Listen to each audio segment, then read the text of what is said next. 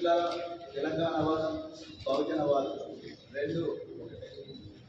So Pranahita నది గోదావరి నది ఏ విధంగా అయితే కలుస్తాయి, కృష్ణానది తుంగభద్ర నది ఏ విధంగా అయితే కలుస్తాయి, ఆ విధంగా తెలంగాణ ఒకప్పుడు తెలంగాణవాదం బహుజనవాదం రెండు కూడా ఒకటే.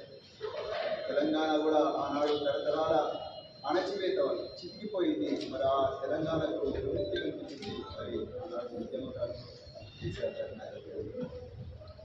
అదేవిధంగా బహుజనవాదం కూడా తరతరాలుగా అణచివేతకు గురైన సామాజిక వర్గ దేశంలో మరి వీళ్ళందరికీ కూడా విముక్తి కల్పించి మరి కల్పించింది బహుజనవాదం.